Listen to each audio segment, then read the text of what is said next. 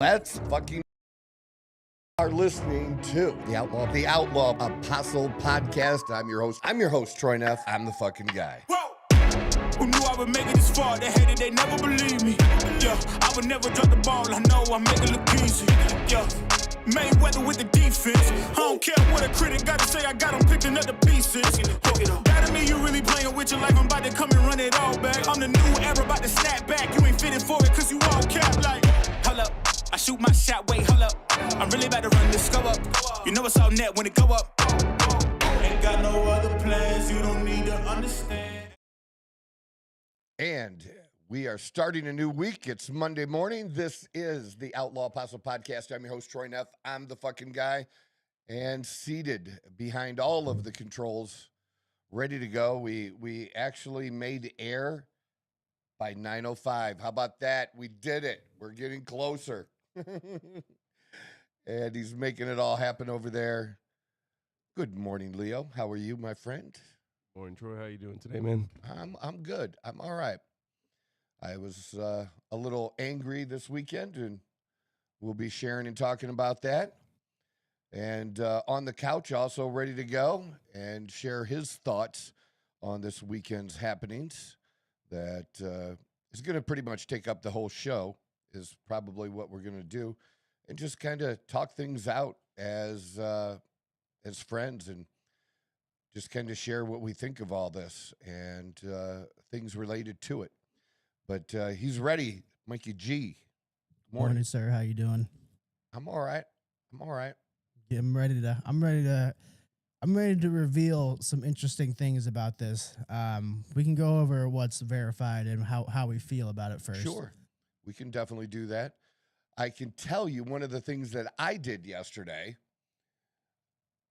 was Dawn and I, there's a new shooting range going in on Ellsworth, just outside of Queen Creek, basically. It's Queen Creek, East Mesa, basically. It's they had changed the one gas station to a 7-Eleven now. Okay. So right past the Costco. Mm-hmm. You're going out there, brand new shooting range. I wasn't sure if they were open or if they were taking memberships yet.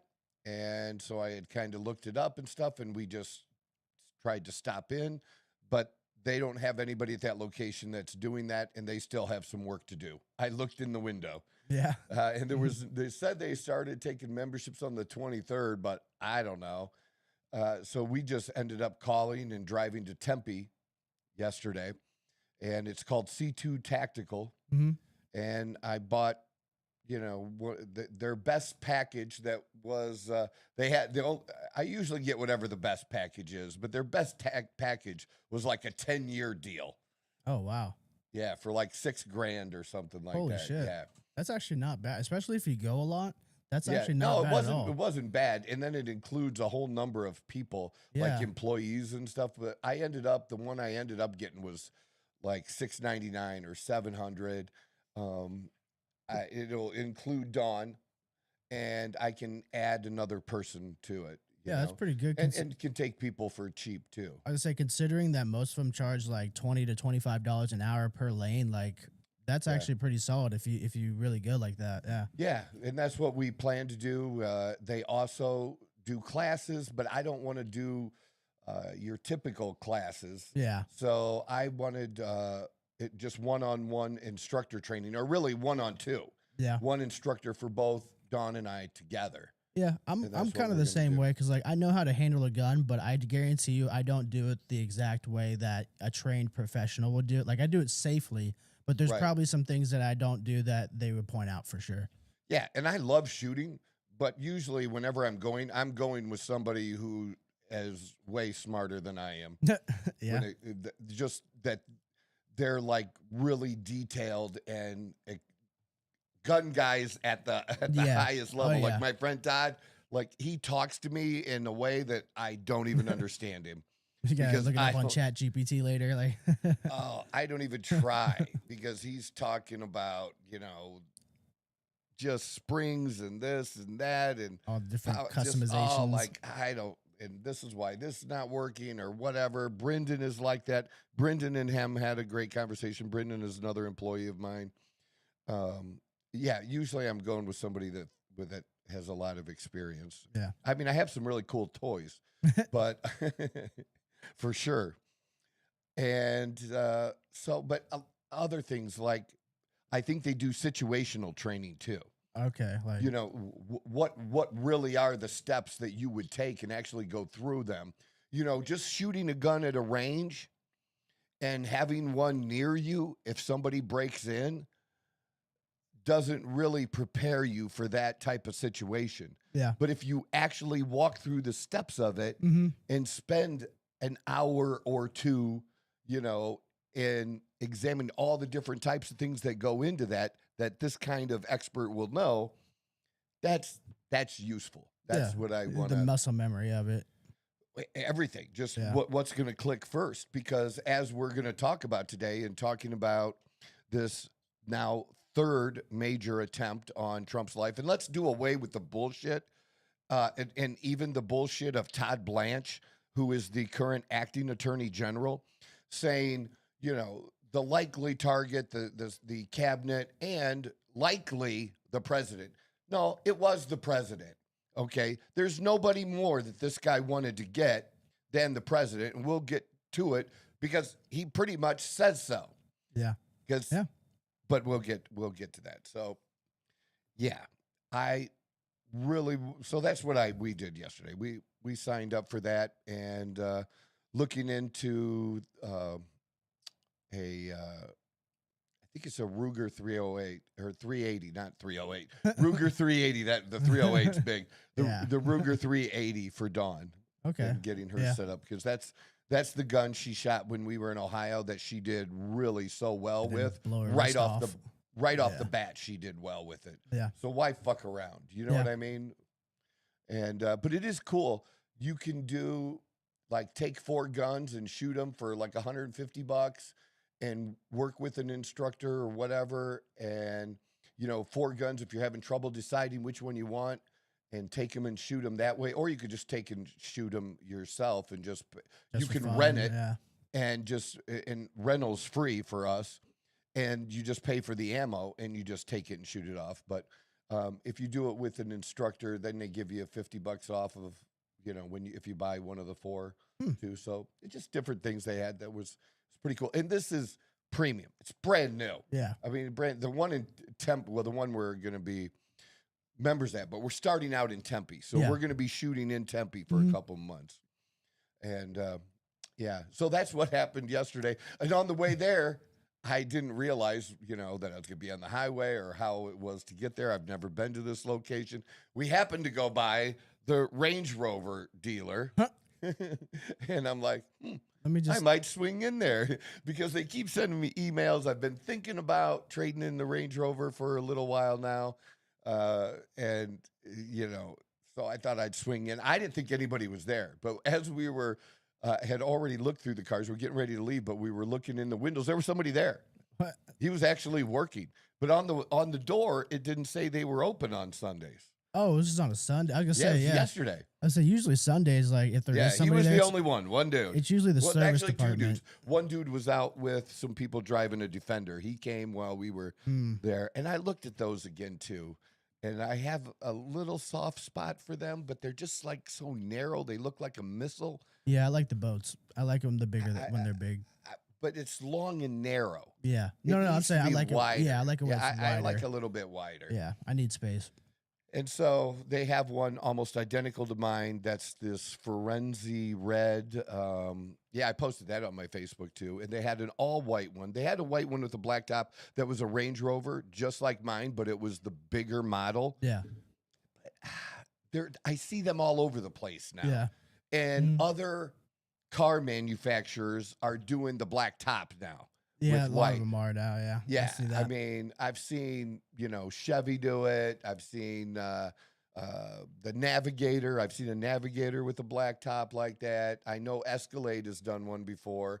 So I'm like, I don't want as much as I like mine now, and I don't have to trade. It's just I know that at the 3-year mark, that after that the depreciation starts to really go down on the Range Rovers. Time. So this is like a good sweet spot for me to do this. And I really want to get into, I was looking at 3 years, but I did some work on ChatGPT. I'm going to do a 2-year lease, and just every 2 years, just have a new car. That's what lease it. That's what my grandparents do. They just lease cars because, well, they don't drive as much as the average person, so it makes more sense for them. But yeah, they just. Well, I put 33,000, something like that, 35,000 in 3 years. I mean, that's not bad. So if I get like a 15,000, that's more than enough, or should be enough. Yeah, that's for sure. Yeah, they have a. That's what I was thinking. Do you each have a guy that you go to, or is it kind of whoever is willing to help you out and give you the best service at the time? What do you mean? Like, do you have like a specific like salesman at the dealerships that you work with? No. Oh, okay. I don't care, but I don't know if that guy is still there or not. Well, he must be a grinder if he's there when everybody else isn't. This was a different guy. It's not the guy I worked with before, but it is the same dealership I got. Still, if you're there on a Sunday, I mean. And how about this? I didn't know this and had to look this shit up. Did you know that last year, starting in late summer, they started attacking? There was a cyber attack on Land Rover. And their computer systems, and they ended up shutting down the factories for like a month and a half, 2 months. Complete shutdown. And they were at the point that they had finally just recovered from COVID, and then this hit, and it was as I was reading the stories, one of the biggest financial economic hits to a company like this, and also the economy in general for that, but the employees, because they have like 100,000 employees or whatever, or related, 100,000 jobs related, to that everybody took this hit. So they didn't have a lot of cars on the lot. But you know what that also means? They don't have a lot of used cars either. Yeah. My used car value in this, not because of used cars overall, but people who specifically want Range Rover. Yeah. He said they had to just specifically go get cars. Yeah. Go to auctions just to get the used ones. Get anything to put on the lot, because they do usually just like when I traded in my Vet, they do like to get a car back that they sold that they did all the service on, that they know about, that they know everything about. So. Yeah, I didn't hear about that cyber I know, attack. right? It seems like something you should have heard about. But when I was in school, I had done like quite a few papers because I was going for IT, and I did quite a few papers on cyber attacks. And you would be surprised that all the different industries in which they're not only they get attacked, but it's massive attacks, and sometimes they don't even know months, years later on, and they don't figure out. And by then, I mean, it's too fucking late. That's what I think happened here. Is it started. At least it had been going on a few months before they realized what was going on. And then they kind of shut everything down themselves to protect the rest of the system. Yeah, but and then had to rebuild a whole bunch of shit. I'm gonna be honest. If it took them a few months, like they probably got everything that they wanted out of that cyber attack. I have no idea what they wanted. Probably data. It's probably that's what the only thing anybody wants is data. Anything to connect the dots for you, like. Medical companies are a big time because it's like the most private information that can be used in like very nefarious ways. It's just all data. The big corporate companies want our data. Hackers want our data. The governments want our data. Yeah. That's all they fucking want is data. Yeah. So I'm probably going to go make a deal today. We'll see what happens with that. All right. Now on to the topic of the day, which of course is Trump. And I was actually watching TV when it happened. I wasn't watching news. I don't know if his channel had the Correspondents' Dinner on live. I was not watching that, but I tuned in within minutes of it happening. And it was pretty crazy to see. And I have some personal things that I can really add to this, a personal experience that I can add to this that we'll get into when we talk about security. Because if, I don't know how much you heard, but Leo knows the story because we were doing shit. So I almost died of COVID. Okay. Like year and a half, 2 years ago.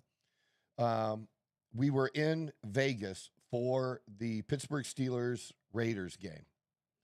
And we just get to Vegas, and we stay at I like to stay at the Trump Hotel now because I can get a phenomenal room, like a 13 or 1,500 square foot apartment, basically, right? For reasonable, for like $700-800 a night or something like that, whatever it is. It's for that kind of room. Yeah, it's great. And they don't have gambling at the Trump Hotel, but I don't need that. You're in Vegas. You're a step away from wherever you want to throw your money down on a table. So that's not an issue. And it's right next to the fashion mall. We like to go shopping. It's literally a walk across the street. But it just so happens, I didn't know this when I booked the hotel, that Trump was going to be there. I mean, actually staying at the Trump Hotel in Las Vegas. He was campaigning in Arizona. Oh, okay. Okay. So in northwestern part of Arizona. And so he was staying there. And so I had to go through security. I know what hotel security is like. And I can tell you, as much as I support Trump, if I'd have known he was going to be there and was going to have to deal with this security, you know what I would have done? Stayed somewhere the fuck else. It's Vegas. Okay, I can find somewhere else to stay, right? But it was all booked, paid for. We were stuck. And we're in this long line just to get up to the hotel to check in because there are military out there, and they're scanning your vehicles. They're sticking shit underneath your vehicle, checking it. When you got to a certain point, you had to open your hood, you had to open your trunk, and you had to do that. If you left to go have dinner and you drove to dinner and you came back, you had to do it all again. Fuck that. Every single time. And the other thing is, so we get there and we're up and, we valet, obviously. And to get in the doors, as you're going in the doors, before we can check in at the hotel, we had to go through magnetometers, the security right there at the doors at the entrance of the hotel. That didn't happen at the Hilton. No. Where they had this event. Definitely didn't. With the White House correspondent. But I'm talking, so I've seen what real security looks like. And dude, it was serious. Oh yeah. And then you had to you went through that security, and then you went to, I think they checked your bags and shit too, if I remember right. Hell no, fuck all that. I would have stayed somewhere else. Get my money back. They check your bags somewhere else. And then it wasn't that easy, but we checked the bags and, checked in. And then as you're going to go up to the room, there's security again. And not just one person standing at a podium kind of thing. There was more security around.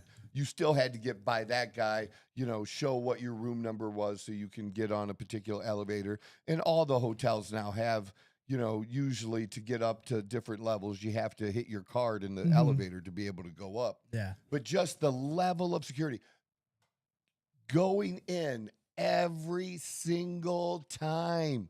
And this is when he was the former president. This is when he's a candidate again and campaigning.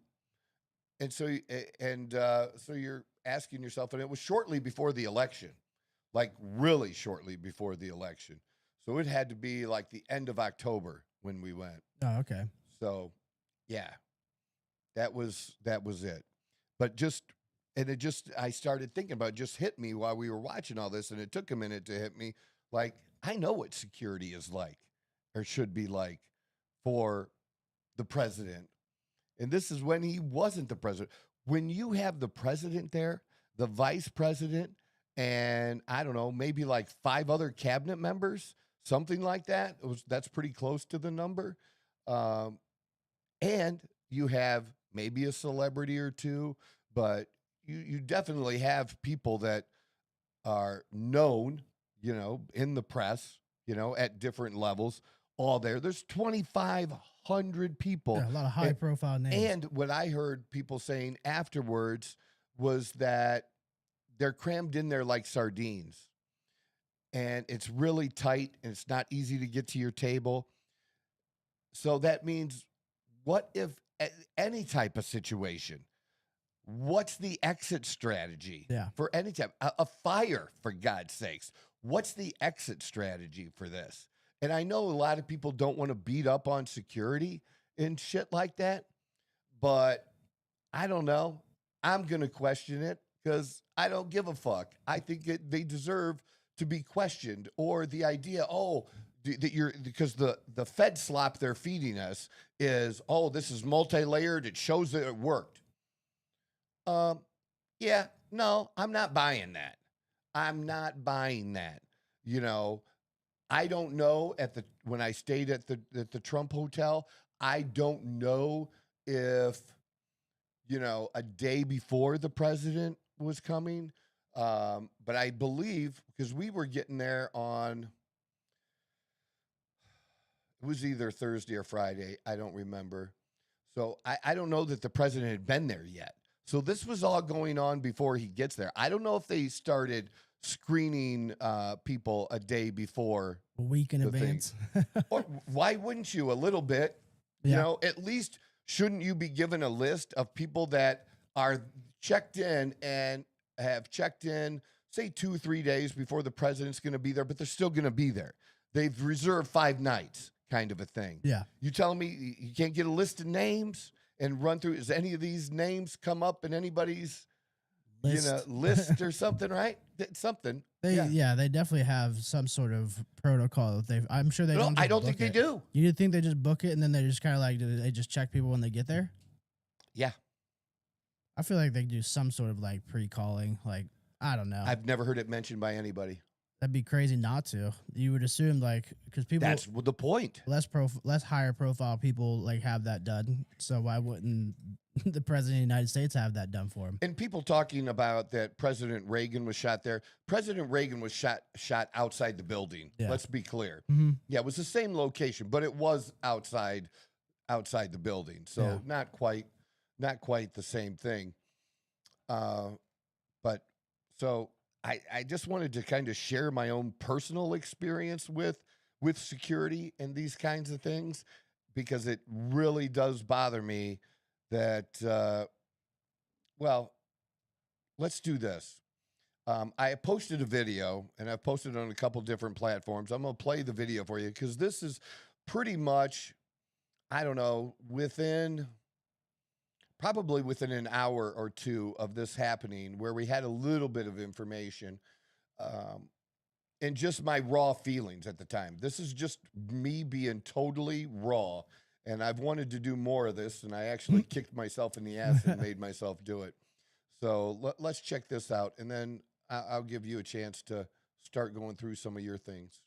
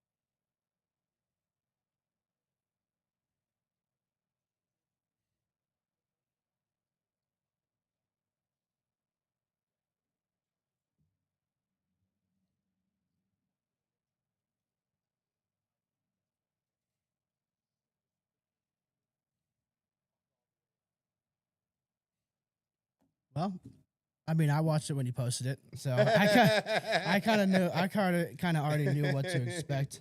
I mean, I agree with you a lot on a lot of the different stuff. Starting out with, it's pretty much Democrats' fault because they're the ones that are constantly just saying shit, and the media, we'll say the far left media is the one that's constantly painting him in any like sour light that they can.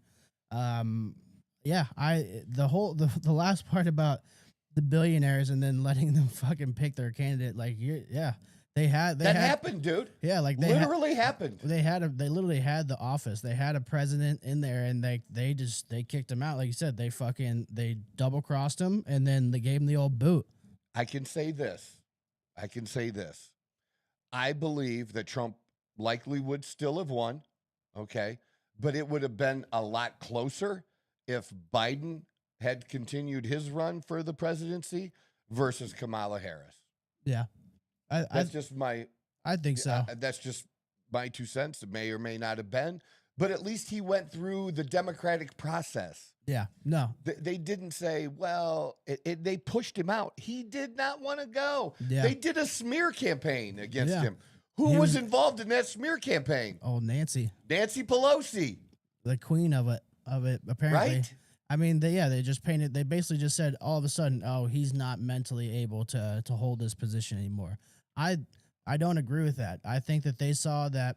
I think Joe Biden was honestly getting tired. Like, he was running again, but I think he was getting tired of it because the way he acted, kind of like on his way out a little bit, like he just seemed much more free. Like, I don't know. We won't get too deep into that part, but right. I agree with most of what you said. Like, but was there any time during Biden's presidency that you hoped that he was going to die? No. And said such? Or what about when he was after, he was still president, but it was announced and, President Trump had already won and stuff, but it was announced that Biden, I believe before he left office, it was announced that he had cancer. Yeah. Some level of some cancer. Yeah. Mm-hmm. Did you want him to die of cancer? Absolutely not. Right. And I actually posted the exact opposite. Like, literally made an effort to post about it. Like, I wish him the best and get the best medical care and prayers, and that, that he's able to beat the cancer. Yeah. And you know what? I disagreed with him. You could call me a clown. Call me a clown. Call me a dick. Call me a whole lot of things. But when you start using the names again, like Hitler, would you kill Hitler? I would kill Hitler. If I had a chance to kill Hitler, who's going to say, if you had a chance to legitimately, you had a chance at the time to kill Hitler, would you take it? Would you do it? I would like to say yes, but I can't say for certain. I don't know. Do I know? Like, I don't have, like, I'm not going to say what I was about to say, but I was going to say something so fucking out of pocket there. Do I know what do I know now, or what happened back then? Do I know, like, how it's going to turn out, or is it just all still in the runnings of it? Like, because if I go back in time, yes, but if I think, and after the fact, it's after the fact, because people are saying now that it's okay to take out a Hitler, and that we can't let something like a Hitler ever happen again. Mm-hmm. And so we would have to preempt it. Yeah. And it's okay to take somebody like that out. Yeah. I mean, I think most people, nobody feels bad, really. Mm-hmm. I don't know anybody, but nobody feels bad that Hitler, killed himself. Yeah. Nobody feels bad about that, right? No, I don't. Well, I'm and not it's going to speak okay, for and it's everybody. okay to express that because of a lot of people probably feel bad about it, but I don't feel bad. I don't feel bad like the Mussolinis, the Stalins, the Hitlers of the world. Like, I don't care. But I think that's the point. That it's just we put that as a certain level of evil, and what they're doing now is they're putting Trump with that level of evil. Yeah. Okay. I'm sorry. Deporting people is not on the same level as killing 7 million Jews. That's genocide. It's not the same. It's not even close to being on the same level. Well, he can't raise the bar of evil as much as they tried to make it seem like he does. So what they do is they lower the standard of what evil actually looks like, and it's pretty much just them just. Well, here's how manipulating it. But to take your point, here's how the bar's gotten lowered. Now it's not just that Trump is Hitler and evil. If you supported him, we think the same thing of you as we think of Trump, and it's okay if you die too. Just like it was okay for Charlie to die. Yeah. It's okay for anybody. If you're a Trump supporter, we're okay with you being dead. And that's the message now. And that's the exact My message opposite. is, I think you're a fucking dumbass, moron, ignorant piece of shit. Okay? You could say that stuff. Me not liking someone or using that kind of names doesn't signify that I want you dead. Yeah, like you don't have to. That's the thing with like liberals is that they think everything is all in. Like that has to be either you're all or nothing. You either support, you're with us, and if you're not, then you're completely against us on everything. In that you deserve to die, lose your job, like whatever it is, you lose your house. Like they want you to they want to make it. They don't want to convince you by like actually talking to you and debating with you and changing your mind and making sense. They want to convince you by striking fear into your heart.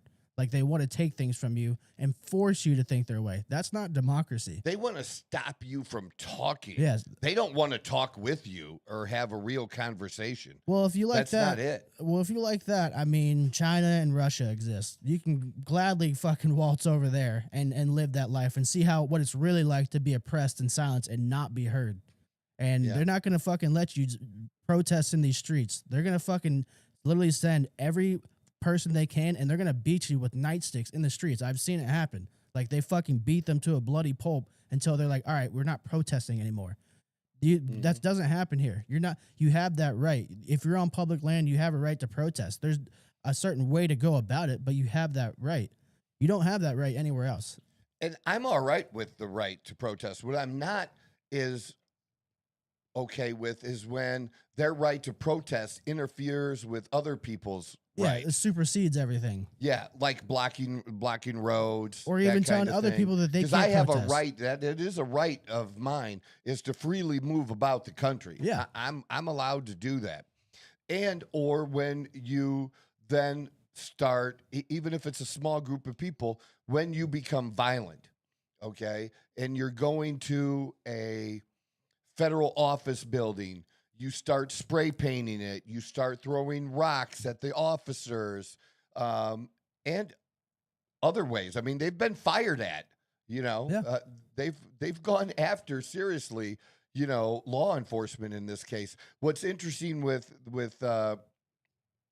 this particular shooter, Cole Allen, is in his manifesto. There was a manifesto that he had, that he basically apologizes and asks for forgiveness from some people, that they're kind of going to be collateral damage potentially, but he's hoping not. And he didn't, of all the people he wanted to target, Trump and other high administration officials, which was his goal, the one he didn't want to take out was Kash Patel. He actually mentioned Kash Patel because he didn't want to target law enforcement, which is a little weird for a liberal, but he didn't want to target law enforcement and mention that. There's something weird. Like, see, when they find these manifestos, I take it with a grain of salt, because they find these manifestos so quick. But the first thing I always do, this is supposed to be what they're calling a manifesto seems to be a message that he sent to his family, and it sounds like multiple family members. Okay. All right. But like, why is it? So I'm gonna reference. Please. I'm gonna reference the Luigi Mangione incident with the healthcare CEO. And actually, let me ask you real quick: how early on in his Cole Allen's manifesto does he mention he doesn't want to target law enforcement? I don't know. We'd have to look at it. It is available. Is it like, well, it is available online. Best guess, like best from what you've gathered, like, is it relatively early in like what his message? I would say at least in the middle. Okay. Well, the only reason I bring up Luigi Mangione is because the very first thing this dude starts off with is talking about how he's okay with law enforcement. He doesn't want to hurt law enforcement and target them. Yeah, this was basically similar to that. That to me, that just seems so scripted because I don't know. Maybe why are you worried about that in that situation? Like you're about to. Why are you mentioning that you don't want to target law enforcement when you're not targeting law enforcement in the first place? You're going after a healthcare CEO. Now this guy also said that even though he didn't want these things to happen, he was willing to take out law enforcement or anyone else if it meant that he could get to his goal. Cole Allen did that? Yes. Said that? Okay. All right. Well, that's a little bit different then. See, I haven't read like the full, like through the messages and stuff. So that's what I was saying. Why would one of the first things he's talking about is not wanting to hurt law enforcement? I thought it was weird too. I'll look it up and maybe bring it up another time just to get a better idea. I don't want to spew a bunch of bullshit while we're live, but I'll take a look into that for sure. One thing that I've noticed, and there's gonna be a bit of an explanation, and I kind of want to go through it, and then go ahead. We'll like I want to get your thoughts on it. So, Leah, what's up? No, I'm just thinking of something else that I'm gonna ask. Okay. That nobody has commented on. Nobody in the several hours of shit that I've watched, nobody has said anything about this. And I'll just tell you what it is, and I'll let you go on to your thing. When they had him down and cuffed, and they show this picture of him face down with his hands behind his back, he's not wearing a shirt. Like, you think they lost it when he was trying to fucking... I don't know. I'm just asking, why does he not have a shirt on? I know that may seem like a dumb question, but it's a question I have. It's something I noticed. How can you not notice that this guy is bare-chested? Well, not wearing a shirt. My immediate assumption with that is that they ripped it off him. Well, when he during the struggle of taking him down, arresting him, I don't know. I haven't looked at the video that closely to see when he was running through. Did he have the shirt on when he was running through? That's another question. And it's in black and white. It's so hard. Yeah, I know. I hate that shit. Do we not have? Why is the video technology so fucking bad? They don't want to fucking spend money on it. That's why. It's fucking ridiculous. But don't you have to? Don't you have to if you're going to host this kind of thing? You would think so, but it's crazy the corners that get cut on a daily basis. Yeah. All right. Okay, go ahead. So, Leo, if you could just pull up the main tweet, just the actual tweet itself, 1386 right there. It's just the all black one. I heard about this one. So, what does that date say right there to you? 12/21/23. That name? Cole Allen, the shooter. Cole Allen. This profile has 0 followers, 0 following, no bio, 1 tweet, and it's been dormant since that tweet. What's the craziest thing next is the name. What's that name say right there? His not his handle, like his actual name. Henry Martinez. Henry Martinez. So Cole Allen actually did an internship at NASA in 2014. It's on his LinkedIn profile. If you could pull that up real quick for me, Leo, my friend. It's going to be the one on the far right. Yep, sir. So, summer undergraduate research fellowship student at NASA's Jet Propulsion Laboratory. He did an internship there just for a summer. Now, while he was there, he helped a gentleman publish a paper for NASA. And one of the co-founders of that paper is Henry Martinez. So we have a Henry Martinez who tweeted just single Cole Allen 3 years ago, had never tweeted anything again. I wonder if he has stayed in contact with him. That's what's more is unfolding. But there's a lot of subtle like subliminal things here. First, Henry Martinez's picture is the Pepe meme, which if you're not familiar with what that is, it's basically just like it's like a I know something that you don't, like kind of like a sarcastic thing, but like they know something's going on, but you don't know what it is. So that is his profile picture. The fact that he's only tweeted once, he's got no bio, no nothing, and then his background on his profile banner is a background from the EU Time Machine Project. Now, Stick with me here. And you realize that Cole Allen was 19 at the time. Yeah, he was. Yeah, so very, he was, very young. Yeah, very young. He was. Yeah, it was during his like internship there. Yeah. So if we go to it's the one XOCIGA. I had to download the X name of it. It's the top left one there. If we can just play that video real quick. There's no sound. There's no sound. No sound.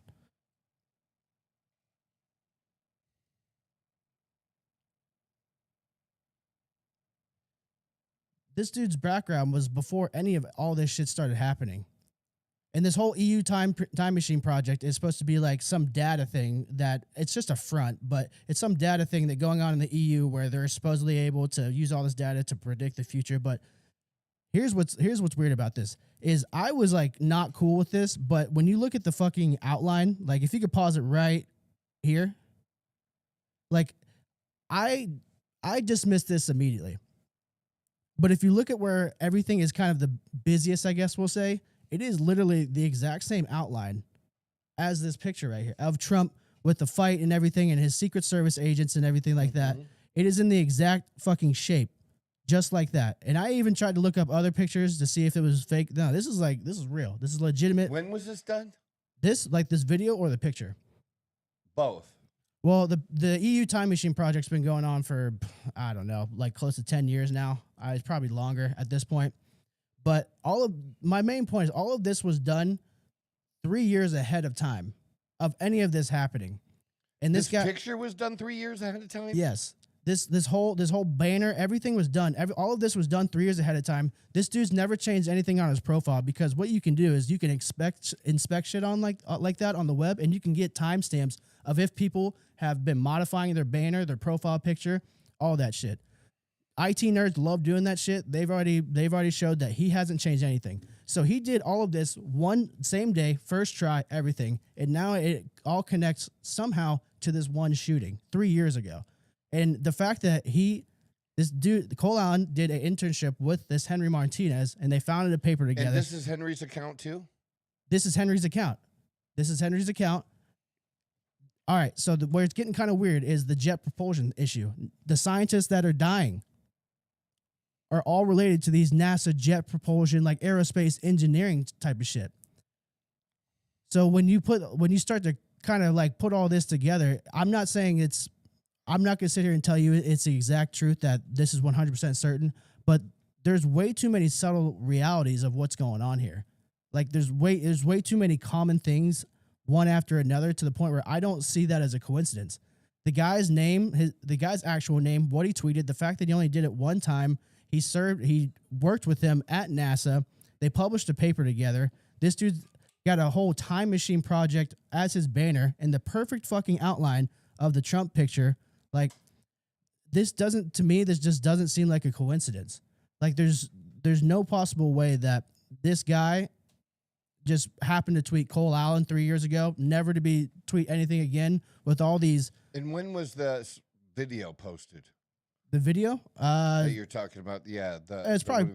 I'd have to look at the timestamp on that, but that was probably posted today as somebody fucking showing, because you can do that. Like that's just an opacity. When was it slider. originally up? The the photo? The Trump, video of Trump. The one where it's showing like the slider and showing. That was today. That's somebody showing the slider of. That's just an opacity slider. That's all you do. You put one layer on top of the other, and then you just do that to show like. So you can see through like one picture, so another can come through. When was it created? That's what I'm trying to. Probably it was just created. Probably earlier today when people were or not earlier today, but over the weekend when people are investigating. Then I guess I'm confused. Why? What's wrong? With Henry, I thought this was done showing that he saw this. So the colors that you see is from what he was referring to, where they use data to predict the future. Right. They overlaid the picture of Trump, the first assassination attempt, and so basically when you lower or higher the opacity, the colors are matching the events that happened at the first assassination. So I'm just trying to find out how far in advance it was done before the video Trump thing ever happened. The banner of who the Martinez guy had. It was around the same time as that tweet that you saw. Well, if you put the very last one on the last there, if you just that's the original picture right there. If you pull up the original picture, that is where it's from. It's from this actual website. You go on there. This is like literally the first thing you see. It's like their homepage or whatever. But it's the EU Time Machine Project. You can even see right there, like the shaping of it. Like you can see, like I see the face and the eyes. Is that the stuff that I've heard about where, I don't know, Time Machine, but where they were predicting the future and they had these different models and all of a sudden they converged and like the outcome, no matter what they changed, that's the CERN. Huh? That's CERN. That's something slightly different. Okay. It's probably, I mean, it's slightly different, but who knows? It could be related. We won't get into that. But basically, my main point is that there's too many things, there's too many subtle things like that all together in just this one incident for it to be a coincidence, in my opinion. Because I guess the confusion that you might be getting is the video itself was created today, or not today, but over the weekend, just to show the different, like how, like it's the perfect outline of that Trump assassination attempt. The timeline of that is irrelevant. The timeline of the tweet, when they worked together, the paper that they published together, and if you look at the bottom, if you pull up the one on the bottom left, Leo, it's the one right before the, that one. It shows the exact paper and who did it. So acquisition, Goddard Space Flight Center, source document, conference paper. Authors, Henry Martinez, Chris Cloutier, Heber Lemon, Daniel Rakes, Joe Ocklum, Keith Schlegel. So they basically did, I don't know what the exact paper is, but it's for Lockheed Martin Systems, and he worked at NASA's Jet Propulsion Systems. So these dudes were he was helping him make this fucking paper. And I don't know, like why would Henry Martinez just tweet Cole Allen one time, never to do it again, with all these subliminal messages surrounding it for it to become true 3 years later? Yeah, that is crazy for sure. What do you think of somebody that is really supposed to be pretty smart? I mean, if you're Caltech, I mean, you're not dumb, right? It's not a community college. Okay. Sorry for those people that went to community college, but I didn't even go at all, so whatever. But that he also had a master's degree, and he was living in his mom's basement, 31 years old. There's a lot of weird things with that too. The most logical medical thing that people have been saying is that he has schizophrenia, which I do have a friend who had schizophrenia. Around the same age, he unfortunately started to have his episodes. So this does like kind of line up timing wise, I guess, biologically. And it was the same way, like he was normal dude. And then all of a sudden, like there was just this massive switch in everything. His personality, his demeanor, he's paranoid that people were trying to kill him and shit. Like it got really bad. So thankfully he got help, but that does line up based on my experiences of somebody that has schizophrenia. But at the same time, that just seems like an easy out. Like I look at it from both sides. Like just saying somebody has schizophrenia and that's the reason. Like to me, that's just an easy cop out without really looking into like the facts of everything. And you haven't diagnosed this dude personally. You haven't seen him in. And he really, the whole teacher of the year thing too. Yeah, like, he really wasn't, or teacher of the month. He really wasn't exactly teacher of the month. It was a tutoring company he worked for. And it'd be like, you worked at the gas station and the gas station has 6 employees and they name you employee of the month because you put the Doritos away the best. Yeah. Or didn't crush them or whatever. But basically, there's a lot of looseness with a lot of that's just people hyping their own shit up. Yeah. Which he did. But really, I just wonder,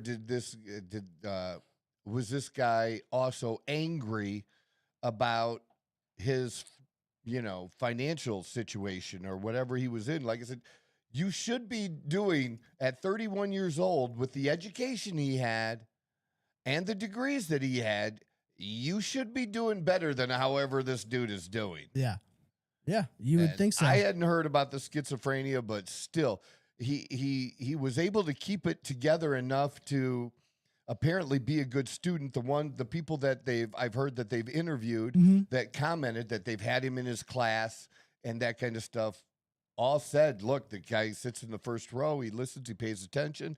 He asks the right questions, emails me as the professor the questions about the coursework and, just a top tier student. You know what I mean? Doesn't that sound so familiar to you? It seems like everybody that's tried to do something, like tried to assassinate Trump, this was all like, for the most part, like how they said Tyler Robinson was, right? They said Tyler Robinson voted for Trump, or what? No, it was a dude that went to his Mar-a-Lago estate when he tried to, with the gasoline and the shotgun and everything the like guy that. was on the golf course? They were trying to say. Or is you talking about on a different one? Well, the fact that we're having to fucking just start just differentiate is insane.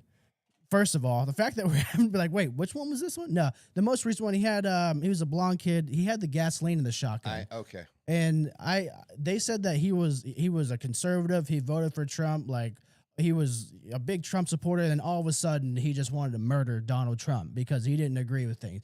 It just seems like that. Like, they try to make it seem like there's just the normal person or somebody that is in favor of Trump, and then all of a sudden they realize that Trump is this big, bad, evil guy, and they just flip a switch and they want to kill him. That reminds me of? You know what first name pops into my head when you say that? Who?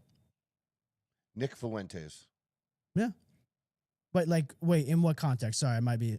In the context of being a Trump supporter and then flipping and, being as absolutely as nasty about Trump as any liberal would be. Yeah. I draw that line with Candace too, and her rants about the president and stuff too. I'm just not in that camp. Yeah. I do like other information that she's uncovered, and I think it's valuable information. But when it comes to Trump, where did this switch flip? Tucker Carlson, if I remember correctly, when they had the Republican National Convention, and before Trump did his own speech and he was in the crowd, off to the side, and part of that group, I believe Tucker was in that group, right? Yeah. He was in that group. Yeah. And even up to, Charlie, he was there. I was there at Charlie's memorial. And Tucker was there. The president was there. And it wasn't too long after that this is all, changed. But probably the one with the highest amount of rhetoric that anti-Trump out of all of those is as soon as you said that, I was thinking Nick Fuentes. Yeah. Well, I was thinking it just sounds like the person you're describing could have been whatever they call them, people, groypers or whatever. Yeah, grifters. He was no, not grifters, groypers. Groypers. I don't know. Groypers is you'll have to look that up. It's a designation for a certain group of people, and that follow Nick Fuentes and stuff. But that same thing, that switch flipping, the hate, just follows that same pattern. Well, where else were they hearing it? Oh, I like this guy. This guy's flipping. Oh, maybe I need to rethink this. And, not thinking on their own. I don't know. It just was what I thought when you said it. Well, I mean, you're not wrong. I mean, they've flipped like no other, but I just think that it's very coincidental to me that it's always, whenever these stories come out, it's never, they weren't like this the whole time. They just flipped a switch out of nowhere. All of us, well, where were these people when Biden was in office? You think there wasn't people out there with schizophrenia that might fucking disagree with Joe Biden? Not to say that schizophrenia is what happened here, but it just seems like a big fucking lie sometimes. That's just how I look at it. It's hard. I can't take people's words for shit like that. It's hard.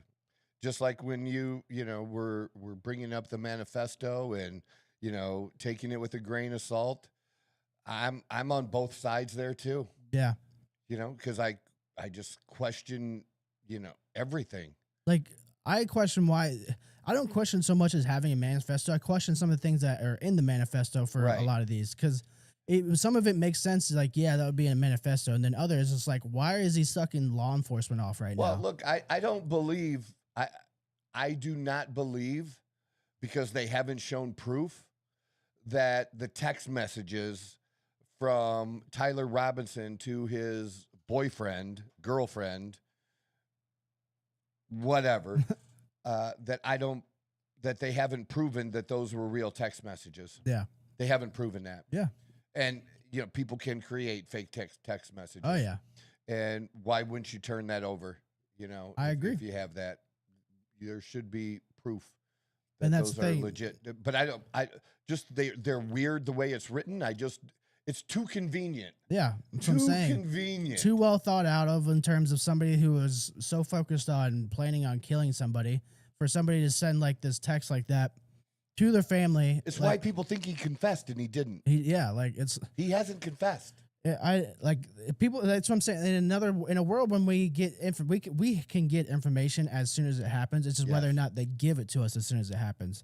And they just trickle feed us shit here and there to keep us happy.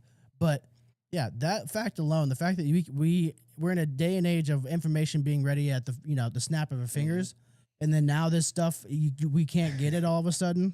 So after this happens, and I'm listening to the news, and they're talking about, more information to come, and we'll be digging this. I'm like, the internet is already on it. I don't know what you're talking about. The internet sleuths are different. The internet, because that where does stuff like this come from? The internet sleuths. Yeah. Okay, well, they're the ones that are finding this. What you just talked about, that there's this connection between Henry, right? Henry Martinez, and found that Cole Allen. I mean, somebody's digging to find. Oh yeah, somebody wanted answers. Kind of stuff at a very high level. That is a computer nerd / maybe has hacking skills. Yeah, could be. They have to be very, very good. Yeah, to be able to do a type of search where they're searching all forms of social media and they find it, and Well, if you think about the crazy thing about that tweet though was it didn't have any fucking views. Anything. So somebody and you know how X works. When you look something up, you get the top of what's being said. Like if somebody types in Cole Allen, you're gonna get the top results with just Cole somebody Allen. retweeted it then, right? That's how it got the views. Before it had 0 likes, 0 retweets. It had nothing, no engagement. That's what's crazy about this. And then all of a sudden it just comes to light. Somebody just happens to find this one random tweet. And I'm saying they had to be good to find that. And you want to talk about a needle in a haystack? I mean, I'm sure 5 minutes after it happened, there's probably fucking millions of tweets with saying Cole Allen, or at least when his name was released. So to find that, and it's just we knew his name before it was released. Well, yeah, just to be able to the point is officially released. Yeah, all those to be able to sift through all that and still somehow find it. Either A, you have great skills, or B, somebody wanted you to find it for whatever reason. But the thing that really fucks with me the most is the banner and this whole EU time machine project, because like you said, it's using data and colors to I don't know, associate things with the past and the present. It's kind of cool, but at the same time confusing and terrifying. But the fact that it's just the silhouette fits perfectly, and where this painting is the busiest, where it's the most condensed, there's the most activity, and you can even see a very obvious outline of a head and eyes and everything. That's what fucks with me the most, because he did this the same day he tweeted and made this account. He did all this without this Trump shit hadn't even happened yet. The very first, the Butler one obviously hadn't even happened yet. So how is this perfectly fit in? And if there's people who have already tried to debunk it, there's different programs that you can use to see if it's altered or if whatever it may be. No, because you just go straight to the website of this time machine website. You take a screenshot of it yourself and you can do the exact same thing yourself. It doesn't change. That's what I was trying to get at or understand. So this image on the time machine, that the one we're specifically talking about, that was up and available prior to Butler. Yes. That's what I was trying to get you to say when I was saying I was confused. Oh, sorry. I wanted to know when this was done, not when necessarily somebody takes a copy and shares it online with everybody my bad. else. I misunderstood. Yeah, because I'm thinking, how does this make sense, what you're trying to say, unless it was done beforehand? Yeah. So it's showing something that hadn't happened yet, that then happens, that's fucking weird. That's beyond weird. Like, it's almost that's beyond weird. It makes me feel like we're in a fucking simulation. Where? You know where we are? Where? The Matrix. It could, I mean, very well We're could in the be. Matrix. I mean, it could be just all fucking numbers, binary code. You know what I haven't watched in a long while? Is The Matrix. Yeah, who knows? And you know what I'm going to do? I'm going to watch The Matrix. Well, do you know that I won't veer off too much, but do you know about the two brothers that like made it and directed it?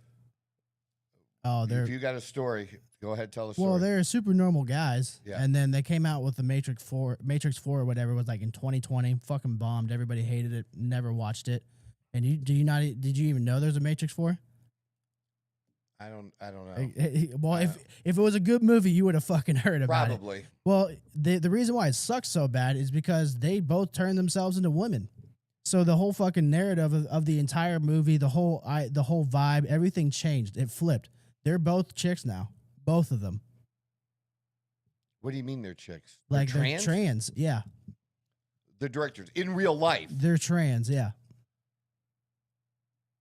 What does that have to do with the movie, though? The movie wasn't. It bombed for that exact. They changed. It wasn't the same Matrix and the same mindset that they were in before. This was awesome, like super progressive, like trans, like basically almost like left woke propaganda that they were trying to fucking put in the Matrix and make it cool. But that's why it flipped. But it has nothing to do with this. I kind of just wanted you to know that because I feel like you would care. I'm gonna watch. You the would care. Matrix. Yeah, I would care. The first couple are good. The first ones are good. I've seen it before. It's just been a long while. You might want to skip I mean? the fourth one. Because I guess it doesn't even I guess it like disassociates from the past ones too. But that doesn't make any sense. Yeah, well, they're fucking women now, so how does that make sense? Yeah, exactly. See how it's starting. Both of them. See how it's starting to line up. Do you know, like biologically, the whatever the number would be, the likeliness of that happening to two brothers that turning trans, both in Hollywood. That's got to be 0.000000001%, man. Like Hollywood has a way of making things come to light like that. They defy odds. That's crazy. But yeah, that's basically this whole time machine thing is what's really fucked with my head the most. Okay, I see why now. Because everything was done so long ago, and like I said, like there's IT nerds out there who. So I want to know now that you say that. I want to know. Has this whole thing with the time machine thing, is it continued? Oh, it's still going on. It's still going. So if it's still going, my question is, prior to Saturday, is there something that happened on Saturday, some image that happened on Saturday that might be in the time machine? Yeah. Colors, and are people looking for it? That you could be right. You understand what I'm saying? More eyes. Why wouldn't you look for it to think possibly that it was predicted again? Well, right? I'd have to imagine more eyes are on that specific website and that picture and everything. More eyes are on that now than there've ever been.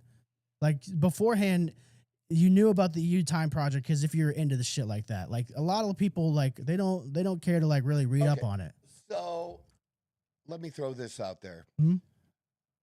Because based on the things that we've looked at and talked about so far, I don't believe, because some people might use that, I think, this type of thing as evidence also to say that it was staged and say, somebody's just dropping some crumbs beforehand. And then like just telling us it's staged and this is going to happen. Staged and this is going to happen. Mm-hmm. I don't believe Butler was staged. I will never believe that. And the way that I'm not saying there's not phony fucking shit with it. By staged, I mean Trump didn't concoct this idea. Somebody had an idea. Somebody staged it. Somebody made it happen. Yeah. But I'm talking about staged in the way Democrats mean it, where Trump set this whole thing up. Yeah. As like a TV scene to get X result, to get sympathy, to get elected, to now get a ballroom. Trump mentions the ballroom. Why we need the ballroom? That's just Trump. Yeah. That would be the dumbest thing in the world for somebody to think that this happened or that he allowed something like this to happen so that he could have a ballroom. And that's the here's the other thing I keep reading. Let me throw this out there now that I'm thinking about it. So, as I understand it, maybe the gunman who had a shotgun, which is totally a dumb weapon to bring for this. Yeah. But he talks about it in the manifesto, and that he, that he doesn't use slugs and that kind of stuff. The BBs, because it sprays. It sprays, and he didn't want certain people hurt or whatever. But still, a shotgun for this type of thing, if we're saying that he wanted to do maximum damage, and that's what we've heard said. He wanted to do maximum damage. You're not doing that with a shotgun. No. You can get one shot off, maybe. And especially, it's not that type of environment, type of weapon that you would use. Yeah. A shotgun can be a great home defense weapon. I'll give you that. You know what I mean? But still, for the type of thing that he wanted to do, why wouldn't you want, a semi-automatic rifle? Or hell, I mean, I could even go this far. A fucking Molotov makes more sense to me in that situation than a shotgun, because you light it, throw it, and then boom, it's done. Like, I don't know. Like, it just seemed dumb. He did have a handgun and some knives. Did he really think he was going to be stabbing What, is it people? getting like hand-to-hand combat with these people? Yeah, like, dude, did you see him? This dude's 110 pounds soaking wet. Yeah. Okay. Probably 110 pounds with a gun. His whole body is he's big as my wrist. He's a little weenie dude. Yeah. Wearing no shirt. Yeah. He's on the ground. Which we'll figure out if he was out. shirtless before or not. Right. So I don't think, I'm just getting back to it, I don't think it was staged. I don't think Butler was staged. The people saying this being staged. Oh, I was going to say, so he shoots the shotgun off, I've heard. We don't know yet. Nobody's told us how many other shots he may or may not have gotten off. The Secret Service and other law enforcement around him took shots at him, missed 5 or 6 shots, right? They missed, but they said one guy was hit. Okay. One guy that was wearing, and President Trump even talked about later, that he was hit he had a bulletproof vest on. Mm-hmm. Pull that story up now. They never tell you that it was one of their own that shot him. Oh, really? Like a friendly fire. Friendly fire? Oh, shit. But I heard somebody say that once, and I've never heard it again. And you look up articles on it, and it doesn't show. Why wouldn't, if you're telling this story, like they keep repeating it on and on. There's certain parts of the story they repeat as they add to the story or focus on other things when you follow news organizations. That's what they do. Why wouldn't that be part of it? Yes, there was somebody that was hit, and he was hit by friendly fire. It's a simple, small sentence that should be included in there that they don't, because it wasn't. He didn't hit anybody. Yeah. Somebody, in an effort to try to hit him, hit law enforcement. Yeah, that's a good question. I don't know why. And I'm not mad about that, but shit happens in, that kind of situation. Well, yeah, I mean, I'm not surprised that it happened, especially in a chaotic, spur of the moment situation. Like, I'm not surprised it happened. Do you want it to happen? No, but I mean, fuck, shit happens. You're shooting guns at somebody in a fucking crowded room. Like, somebody might get. I'm glad it wasn't civilian. Well, you got to figure. You got to at least have some kind of circle, or people coming from perimeter behind. There's people from the side. There's people up front. So you're almost got a circle of people surrounding him. Yeah, if I don't hit him, it's going through. They probably knew. They probably are aware of that being a possibility too. Like when they're in a certain formation like that or something. Like they know if shit goes down, do your best not to shoot your fellow Secret Service men. But if it does happen, here's how it goes down, or here's why we wear X equipment and whatever it may be. Do you care about the fact that the Secret Service got Trump off the stage, or got Vance off the stage before Trump? No, because again, it's just everything happened so fast.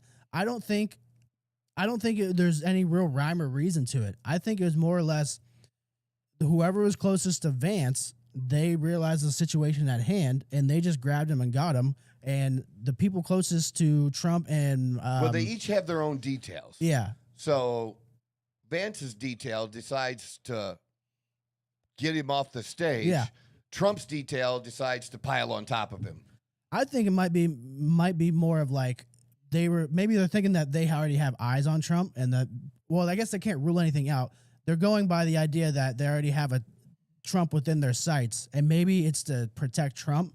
Whereas Vance, if he gets shot, we don't want that to happen, but it's the vice president. It's not the president. I could see how it makes more sense in their minds to pile on him at first, make sure that they can at least get off the stage and in cover, and then. And actually, the guy was a whole lot closer than they first started leading us to believe, you know, with these different layer of security and stuff, because he was because of where they had the magnetometers, and people keep pronouncing that wrong. Okay, it's a magnet. Say magnet. Look, sound the fucking word out. Magnetometers. That makes sense. But I've heard people call them magnometers and all kinds of shit. Like, now I always try to pronounce things correctly. It's usually critical. It's a little. It helps with things. Yeah, but the magnetometers were, as I understand it, right at, from everybody's that's talked that was there, right at the door, right at the door to the ballroom. So he's close. Yeah.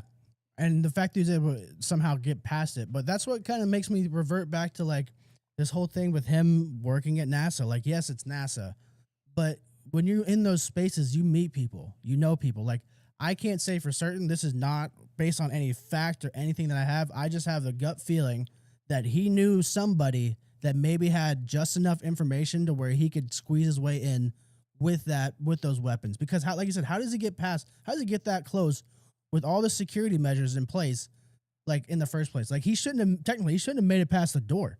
He should not have made it that far. So it makes me feel like he just knew somebody that maybe was on the same page or some sort of inside information from being in that space. Well, but one of the things that he said in the manifesto, though, was when he got there, that he felt quite confident simply because he saw what level of security was there and how easy it was for him to get a room and get his weapons in the room, and then just, you know, scoping the place, that he felt like this is it. This is the security they have. And some people said they showed a ticket.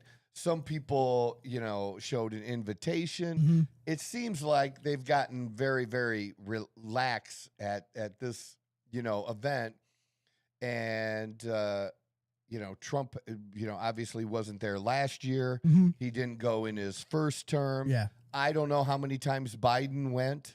I know that Obama went once for sure. I don't know how many times he went. The one time he went is where he was saying shit about Trump. And you can trace all of this back to that day, because I talk about this with my buddy all the time. The look on Donald Trump's face when Obama said, "There's one thing that I've done that you'll never do, and that's become president of the United States." I've never seen a more like, "All right, game on, motherfucker" face in my entire life. I swear to God. That's what started this whole presidency.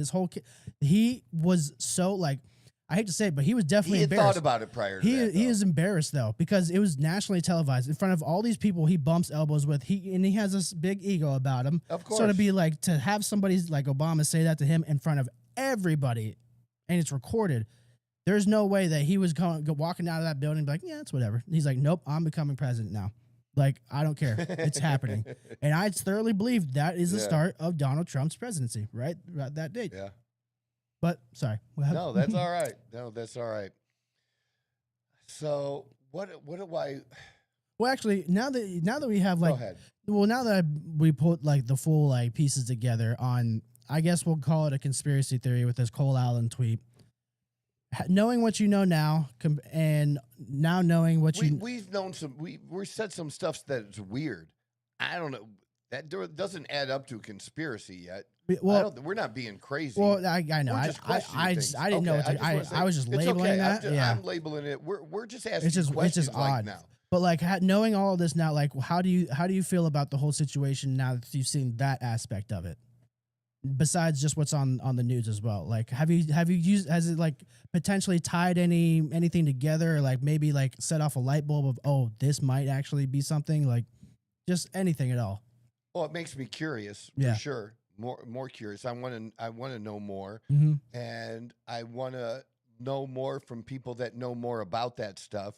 So I'll be specifically looking out for people that do talk about that do have at least some level of credibility with me, you know, that I have in them, kind of a thing. That's what I usually do. Yeah. So I'll definitely be doing that in regards to this, because I'm still upset. Yeah. Okay. I'm still upset, not just about this incident. I'm upset that we do not have the answers that many of us want about Butler. Yeah. Dude, I'm sorry. We're years past that still. And we haven't gotten answers.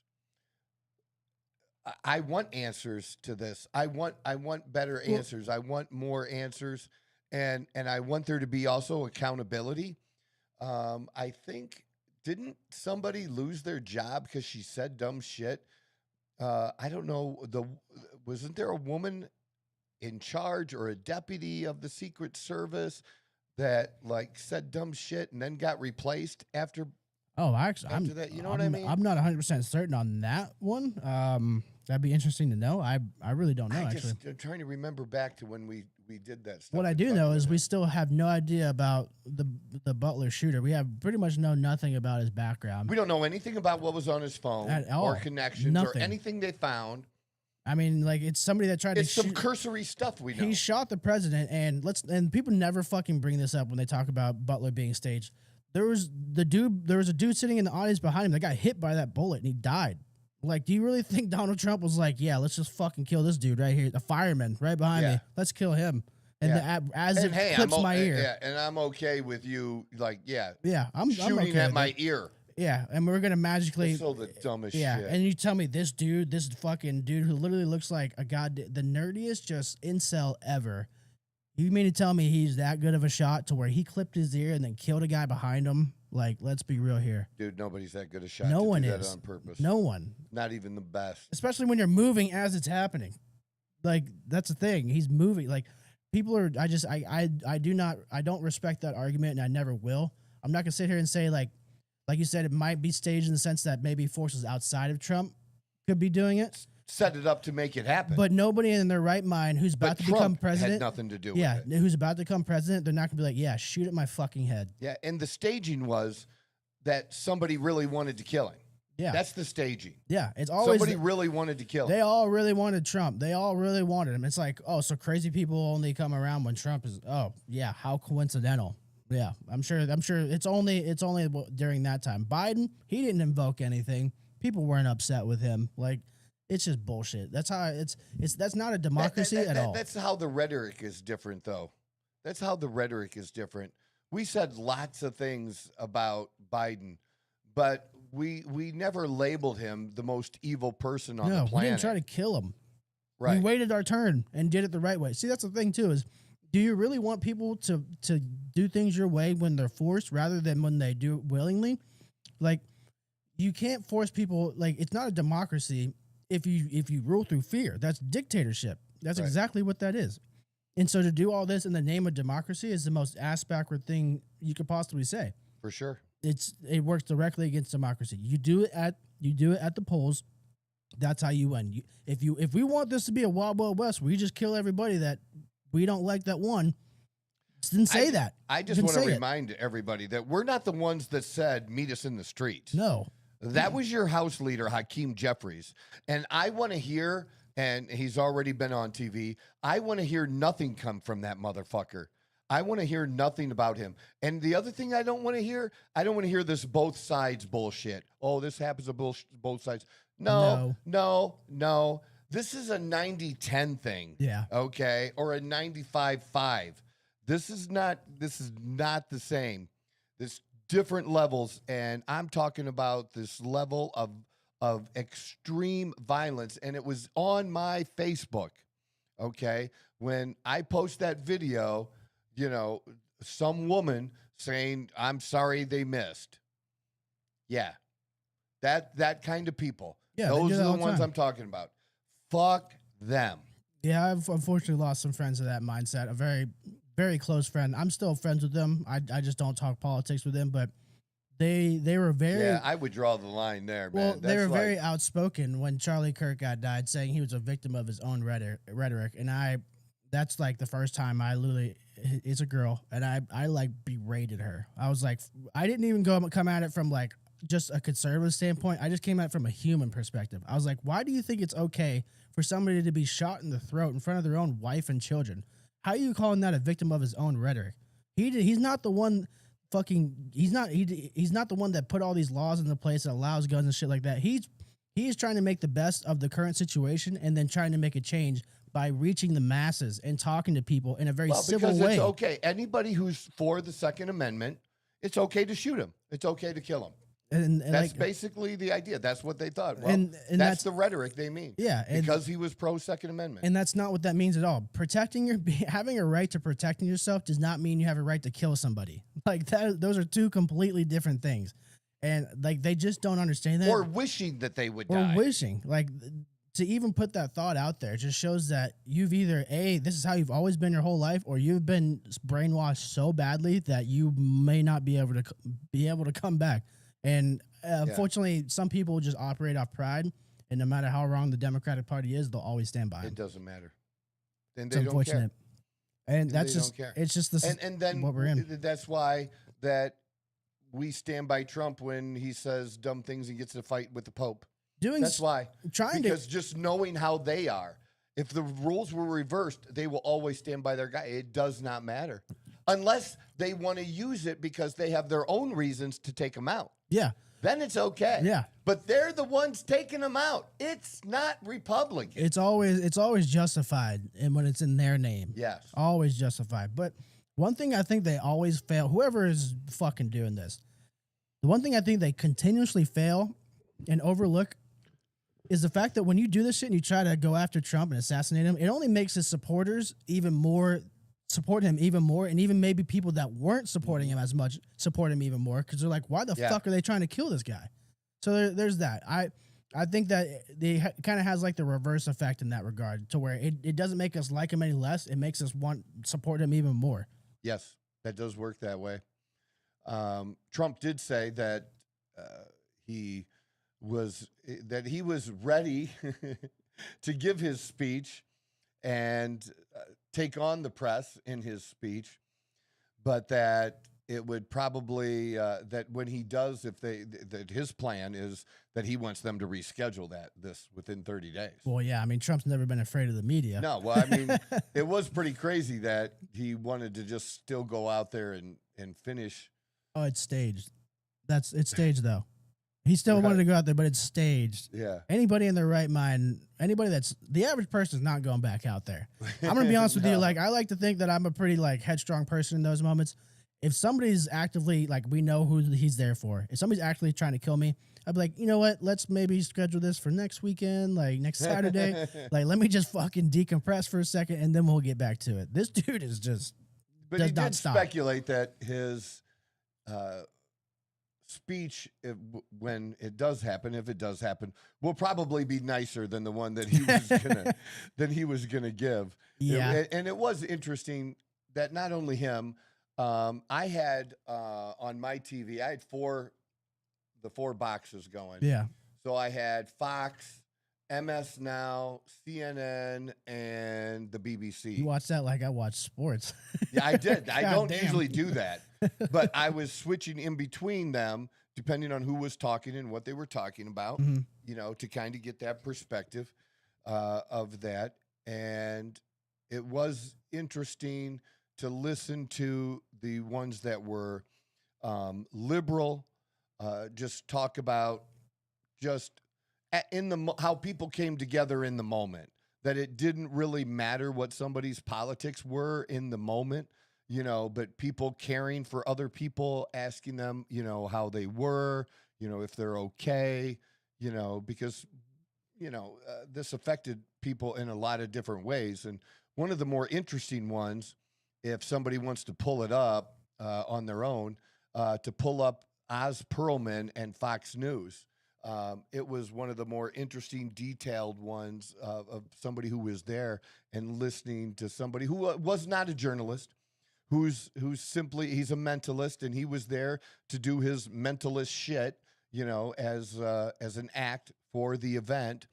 But to hear somebody like that talk about it, that didn't have a dog in the fight between the president and the press kind of thing, and what he saw and what he observed, and just him saying how, that's absolutely the craziest thing. You know who's taking a lot of fucking heat? Did you see that Dana White is taking a bunch of heat? Yeah. So Dana White was there. But you saw the video of him talking? I did. Leo's actually the one that told me something about Dana White. I had no idea that Dana White was even there. Yeah, can we pull up the Dana White? Because Saturday there was a UFC somebody fight recorded it. It might be on X. Dana White video. They're asking him. They're asking him as he's, I think, like leaving. He was either at the edge of the ballroom going out or just outside the ballroom.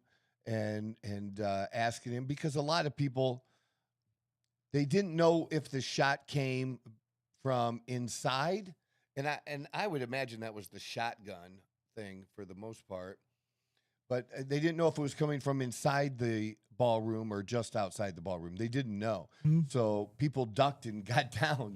You see them taking the president down to the ground. You probably think, and you've seen enough movies. Yeah, that is probably the safer bet is you're safer on the floor than you are standing up. I'm getting the fuck out. So yeah, let's listen to this because I have some certain thoughts about this as well.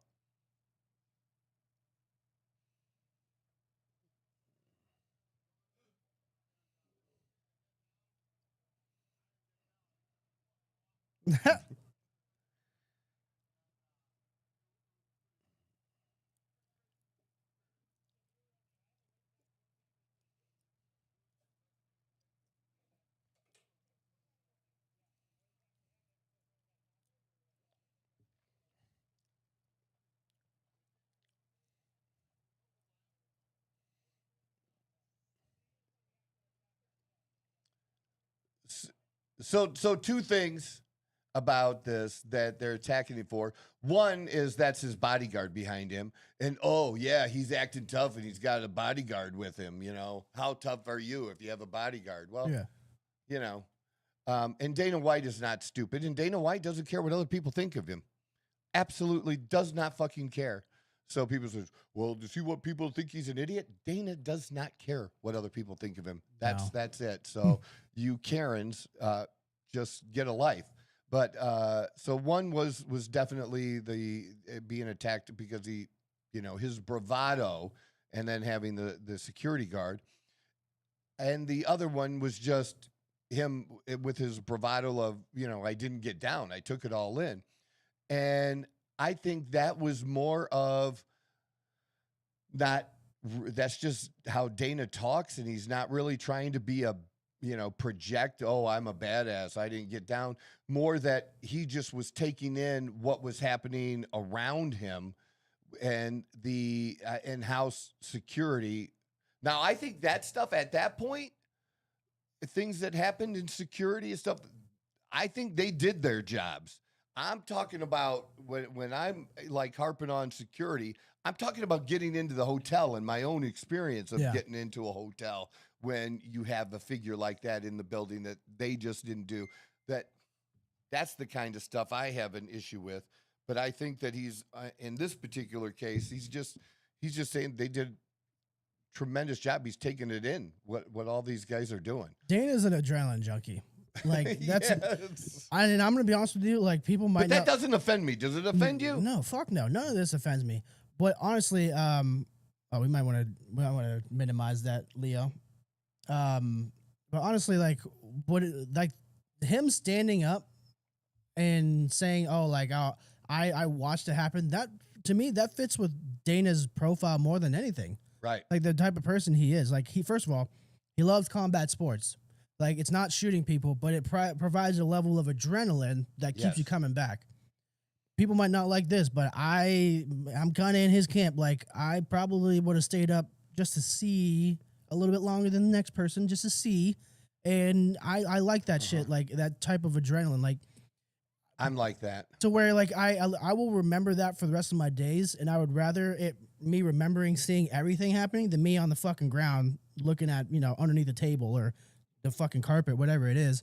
I like to see shit like that just for my own just memories and like experiences and shit like that. That's basically how I interpret that. You know what's been coming up on my phone a lot now, and because I saw 1 or 2 videos, and so then it's the algorithm sending them to me immediately, is the tornado videos and of people really being in the line, like very, very close and watching outside.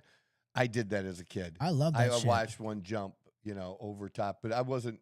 We're close, but not that particular close, but close enough for it to be scary, but not to exactly. You're gonna for sure die. Yeah. Yeah. I don't know why. I'm just an idiot, and I just think, well, it's not gonna get me. Yeah. I'm that guy. It's like not what? get It's me. like what are the odds? I can move. Yeah. Or something. I'll be in a ditch, or I don't know. Yeah, it's the same exact thing. That adrenaline, it's like a car wreck. You look at it, you can't look away. Yeah. No, I want to see it. Exactly. I just want to see it. People don't want to admit that, but like it's naturally ingrained with us to see shit like that. Well, I don't know. I think we're unique. I don't know how many people are like that, but I know I am, and you are. Yeah. I'm just I'm like that. Some people would be like, "Fuck that, man! I think just put me in a basement." I think this whole reaction to Dana White reacting to this, I think it's just people. I think people they're worked up, they got their emotions going, and somebody said something, and then they latched onto it. I don't think there's anything there at all. Yeah, well, the first things that happen when, say, there is some type of shooting, and the person is a Muslim extremist, right? Yeah. And the first thing they said, they say, or try to do, Democrats, is protect the Muslim extremists. Yeah. Okay. Oh, you got to be careful. We don't, want to target non-extremists. It's no different than this. That the first thing, as conservatives, we are saying that this is a Democrat issue. This is a Democrat problem. That their level of rhetoric, and they're going to be coming out, oh, well, you can't. No, motherfucker, we can. We can, and we need to, because something has to be done about this, because nothing has been done about this. And anybody who wants to bring up kids and schools and shit like that, okay, the way to protect kids in schools is the same way that you do this. Mm-hmm. It's about the security. It's about the security around it. It's not about forcing law-abiding citizens who are never going to take a gun in a school about limiting their rights. Yeah. That's not going to help anyone. Yep. But, it's certain amount of security, certain perimeter, certain protocols, that's what needs to be improved at schools. Just like this. So I don't want to hear that shit, but I know that they're going to do it, and, we're going to fire back. We have to push back on this kind of stuff. Yeah. And we have to push back on the fact that we want the information.